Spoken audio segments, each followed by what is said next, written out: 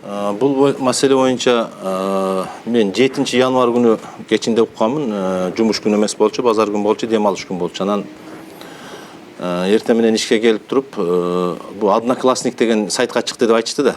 Анан мен келип анан Одноклассникти издеп, ал жерден таппай, анан ошо областык бөлүмдүн жетекчиси Ражапов Медерзундуевичке телефон аркылуу чыгып, ушундай сөз болуп атат. Одноклассник деген сайтка чыккан экен, мен аны издеп таппадым. Бир ушул боюнча да өзүңөр издештип көргүлөчү деп ошентип айткам. Бирок баягындай сразу ал кишиге мындай эме маалымат катары чыгып, ал жөнүндө сурабай эле турула пока дегенмин да. Анан ошол боюнча биринчи күндөр чогулуш болду, андай болду. Планеркадан өткөзүп, андан келгенден кийин эле уже сайттарга чыгып кеттир уже. 24 кежиге чыктыр, башка сайттарга чыкты. Анан пресс катчы келип ушундай деди. Анан мен Медерзундуевичке звонок этип, баягы кызматтык териштирүү жүргүзүү боюнча бар ошо ордунда териштирүү жүргүзүп келе деп жөнөткөнбүз. Ал бар ордунда ошо тиешелүү ошол жердеги биздин кызматкерлерден түшүнүк кат алып, анан ошонун негизинде ал кишиге өз калоосу боюнча кетүү боюнча арызын жаздырган. Анан келип бизге факс аркылуу жөнөттү. Анан факс аркылуу жөнөткөндө мен арызын окудум, ал жерде эми баягы башка ишке өткөндүгүмө байланыштуу деп жазып атпайбы. Анан бул жерде мамлекеттик кызмат жөнүндө мыйзам бар да. Биз бул боюнча мындай иштерде өтө катуу карашыбыз керек, себеби бизде жумушта тартип болуш үчүн. Ошон үчүн бул жерде биз аны ушундай мотив менен, статья менен кетирүү боюнча чечим кабыл алып туруп, аны статья менен арызына кол коюп туруп буйрук чыгардык. Андан кийин дагы териштирүү боюнча анын орун басары бул убакка чейин ушул инциденттерди билсе, эмне үчүн маалымат берилбеди, ал киши да билген, значит, булар баары жаап жашырып жүргөн деп туруп, ал кишинин дагы өз арызын алып туруп, ал кишини да жумуштан кетирүүгө туура келди. Себеби мындай да, ал жерде 6 адам иштесе, 2 командага бөлүнүп алыптыр. Бирөө начальниктин командасы, бирөөсү дагы бирөөсүнүн командасы болду. Анан 6 адам иштеген жерде 2 команда болуп иштеген, бул деген туура эмес нерсе да. Анан ошонун негизинде аны да арызын жаздырдып, аны да жумуштан алдык. Биздин бөлүм башчысы бар да, Ош областы боюнча. Ошол барып комиссия түзүп, ошол жерден бардыгынан түшүнүк аттарды алып туруп, ошонун негизинде бул жумуштан бошотуу боюнча чечим кабыл алынды. Азыр түшүнүк аттарын дагы бардыгын алдырып, анан ушул боюнча бүттү. Анан кече күнү пресс-конференция бериптир. Аны бүгүн окудук эртең мененчи. Пресс-конференция бергенде эми кандай берет? Ал эми сөзсүз түрдө өзүн актайт. Бир аксакалды алып келип, аксакалды сүйлөтөт. Баягы эми динге такайт. Мен намаз окуган жигит эле болом. Мен аксакал эми ал кишинин намаз окуганын көрсө керек, эми арак ичкенин көрбөсө керек да. Мисалы үчүн мен ошондой ойлойм да. Аксакал болгондой эле айтты. Бирок бул мага дейт жанагындай уйку дары кошуп койгон, андай кылган, мындай кылган деген бир жалаларды жаап сүйлөп турат. Анан менин ордума бирөөлөр кызыгып жүргөн, ошолор максатына жетти, мына бүгүн ошолор ишке турду, анда мындай деген сөздөрдү сүйлөп тур да. Бул деген туура эмес. Мына биринчи сунуш келген бизге. Баягы өкөнтөң жумуштан бошоткондон кийин эми ал жерде баягы милдетин аткаруучу бирөөнү коюшубуз керек да. Анан ошондо биздин Ош областык жетекчибиз Абдулдаева Ф деген аттуу 1959 жылы туулган, улут уйгур дейт. Ушул аялды сунуштаптыр, Ош шаарындагы технологиялык техникум бүтүргөн дейт. Баягы эмеси боюнча. Бул технология техникум бүткөндө бүгүнкү күндө биздин мыйзамга ылайыктуу сөзсүз түрдө жогорку билимди болуш керек. Анан бул кишини мен бул жерден кадрды чыгарып туруп, бул кишини отказ кылып жөнөттүк. Давайте жогорку билимдүү бир башка эмени бергиле, ошол өз районунда иштегендерден деп туруп. Андан кийин ал Жунусу Эсен Эркинов иштеген 2006 жылдан бери биздин статистика кызматкери болуп иштейт. Иштеген жигитти жөнөтүптүр. Мына ошол жигитти азыр бүгүнкү күндө биз убактынча милдетин аткаруучу деп дайындадык ал жергечи. Эми бул пресс-конференцияда айтып атпайбы, ушул Жунусов деген ушу мага ушуну уюштурду, ошонун эмен акыры эме өзүнүн максатына жетти, бүгүн барып мына ошол жерге барып отурду депчи. Бул өзү сүйлөгөн сөзүнө өзү туура эмес мындай жооп берип атат да. Бул Жунусов деген бүгүнкү күндө ал жерде милдетин аткаруучу болуп атат. Бул жерге биз конкурс жарыялайбыз.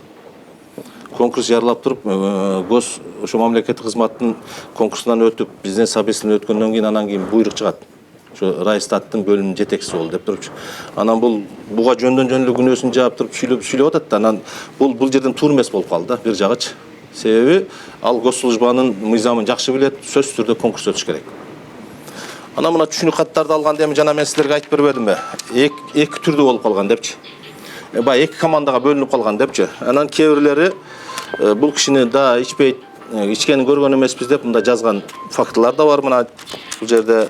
Эми эки командага бөлүнүп алды деген себебин мен мына түшүнүк каттарды окуп ошодон жыйынтык чыгарып атам да. Талашканын билбейм ушул. Мен ошол жерге барганда бири-бири менен келишпештик болуп калган дейм да. Бул начальник менен ошол жерде иштеген адамдардын ортосунда келишпештик болуп калганда мен бул түшүнүк катка карата өзүм ушул оюмду айтып атам да. Бул жерде азыр мына бирөөсү эме кылып атат, бир кыз жазып атат бул жерде, мына жерде. Ал кызга айткан да, Орунбаева деген, Орунбаева деген. Ал кыз мынтип айтып атат да, мен кабинетине кирсем, мени чакырды дейт, кирсем, действительно мас болгон дейт. Анан колуна картаны алып алып, кел карта ойнойбуз деп ушинтип, баягы кызга кичине мындай издевательство сөздөр менен, билесиң да, тигини иштен айдайм жакында, отчеттон адашты. Мен жогору жактагы жолдош досторуму билесиң да, кимдер экенин. Анан ошого баягында сөздөрүн айтып, кел, арак ич менен деп арак сунган да. Анан ал кыз эми жогору жактагылардын мага эч кандай кереги жок. Арак биринчиден ичпейм деп туруп анан желкесине мындай таптап мени командам өт деп анан ушинтип сүйлөгөн да. Сүйлөгөн түшүнүк каты жазып жүрөтүн дечи. Анан ал кыз чыгып кетип калган сырткачы. Бул эмесин силкип салыпчы.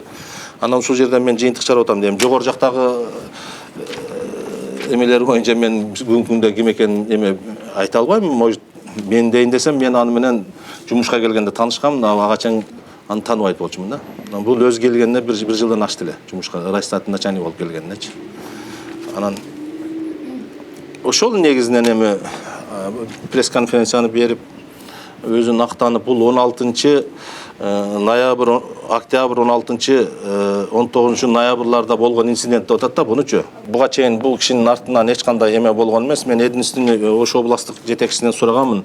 Теги нокаттыкы жаңадан келди эле, кандай иш деп атат депчи. Анан бир жылдан ашты келгенинечи. Анан сураганмын, кандай иш деп атат десем, ал айткан, бир-эки эскертүүлөрдү бердим, урушуп, мындай иштеген деп туруп жолду көрсөткөнмүн деген сөз уккам, айткан магачы. Мен просто сураганымда.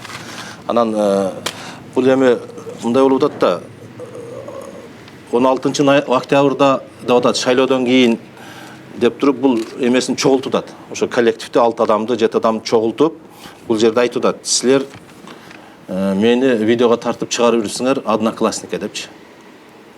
Өзү айтып атат, мен буну ким экенин билем, тактайм, эме болсо наказать этем деп айтып атат. Анан ошол жерде баары айткан, макул тактаңыз, ким экенин тактаңыз, ким болсо жооп берет деп туруп, баары ошончо журналисттан чыгышкан экен. Бирок бул эми ошо 16 октябрда ушундай инцидент болгондон кийин, качан болду? Ноябрда болсо деле. Андан бери убакыт өттү да, бизге чыгып, эгер ак болсо, ушундай, мындай болуп атат, мындай болуп атат, мен ушинтип каралашып, мындай кылып, ушундай кылышты деп туруп, бизге информация, маалымат бериш керек эле да болчу. Биз аны билишибиз керек эле. Анан одноклассниктен айтып атам го, мен таппай койдум деп. Көрсө, эми одноклассниктен сүйлөшүп туруп, убрать этип койгон окшойт, по-моему, жоготуп койгон окшойт, алып койгон окшойт. Анан однокласниктен чыкпай калды, таппай калдык. Мен планер көздүм, как раз эми тактайлы деп турса, кийин башка сайттардан чыгып кетти да. Андан кийин уже бул эч нерсе кыла албай калды да. Менин жеке оюм ушундай эле болуп атат азыр. Жазылганда биринчи мындай алганда, Нокатын Роудсын начальниги деп да жазышкан эми, ал жерде ар ким кандай кылып жаза берет го. Ошон үчүн тиги мен УУдун начальнигине чыгып сураганда, алар да өздөрүнүн баягы кызматтык териштирүүсүн жүргүзгөндө алардык эмес болуп чыккан. Даже сотрудник болгон эмес, милиция, бул жөн эле өзүнүн товарищтери болгон, жолдоштору болгон, айылдык эле гражданин жолдоштору болгон. Азыркы милдетин аткарып жаткан жигит фамилиясы так азыр эме Жунусов Асан деген. Бул ошол бизде Жунусов Асан 2006 жылдан бери ушу биздин статистика комитетинде иштейт. 10 жылдык стажы менен иштеп аткан жигит. Эми буну биз азыр жөн эле милдетин аткаруучу кылып койдук. Жана да айтып кеттим го. Эми азыр биз мына конкурс эми мына бүткөндөн кийин, мына бүт бардык териштирип бүтүп, бардыгы бүткөндөн кийин биз конкурсту жарыялайбыз. Да. Эми азыр аягына чыгайын деп калды. Азыр бүгүн мына сиздер менен акыркы сүйлөшөбүз. Ушу боюнча бардык эмелер бүтүп жыйынтыктагандан кийин биз конкурс объявить этебиз. Атайын госкадр службага гезит аркылуу жарыя беребиз. Ушу Ноокат райондук статистика бөлүмүнүн башчысына конкурс жарыяланат деп туруп беребиз. Госкадр служба ал конкурсту кабыл алып туруп өздөрү жарыя кылат. Мына күнү конкурс өтөт деп туруп ага чейин документ тапшыруу болот. Ал жерде талаптарды эми госкадр службанын талаптары жогорку билимдүү болуш керек. Биринчиден, экинчиден эмеси жанагы өзүнүн спеси атайын эмеси тууру келиш керек. Мисалы үчүн бизге желательно экономист специалисти боюнча тире боюна көбүнчө ошого биз токтолобуз. Экономист, бухгалтер, ушундай иштердеги специалисттер. Может, өзүбүздүн арабызда иштеп аткан статистика боюнча иштеп аткан кызматкерлер тапшырат. Бул жерде сырткы жарандардан тапшырышы мүмкүн. Ошого карап туруп конкурстун негизинде 30 баллдан жогору алып келген адамдар ушул бизге бул жерге собеседование келип туруп, ошодон кийин кимиси тандалса ошол өтөт. Мисалы үчүн жетекчи менен орун басар экөө мындай ошол жердин жетекчиси да, мындан айтканда. Жетекчи иштей албаса, уже орун басар дагы иштей албайт деген ойда. Негиз ушундай да.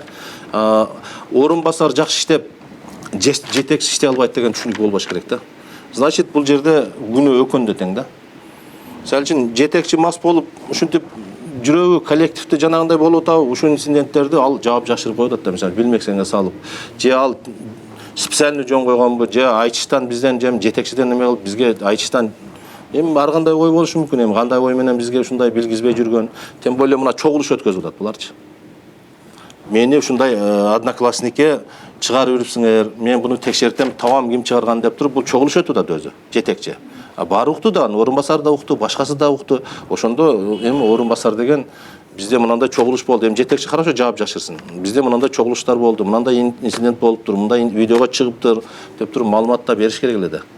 Анан ал дагы унчукпаса, бул дагы унчукпаса, тиги жерде 4 специалистибиз, алар эми специалист, алар өзүнүн ишин кылат. Алар эми жетекчиден может коркоттур, может чочуттур, может айтып жаман көрүнбөйүн дейттир. Ушундай менен жаап жашылып бул 1-2 айлык мурун болгон иштер үчүн бүгүнкү күндө чыгып аткан бизге үчүн өкүнүчтүү болуп атат. Эми негизинен биздин улуттук статистика комитетте мындай иш болгон эмес, и болбош керек эле. Ошону менен бирге биз эң биринчи очередде ушу тартип боюнча катуу күрөшүшүбүз керек. Эгер тартип болбосо иш болбойт. Азыр буларды биз жеңил желп эле иштен жөн эле башка ишке которулганда баланчтып кетирип койсок, анда бул ишканадын авторитети кандай болуп калат. Эртең баары эле жөн эле кетип калат экенбиз, же статья болбосо, же башка болбосо, анан кийин башка иш таап алабыз тааныштар менен деп. Ар кандай болушу мүмкүн. Ошон үчүн буларды ушундай инцидент менен кетиргенге биз айласыз болдук. Ноокатта азыр 6 кызматкер иштейт, плюс жанагы техничкалар бар, эми ошолор менен кошулуп, ушу 7 адам иштейт ошол жердечи. 6-7 адам.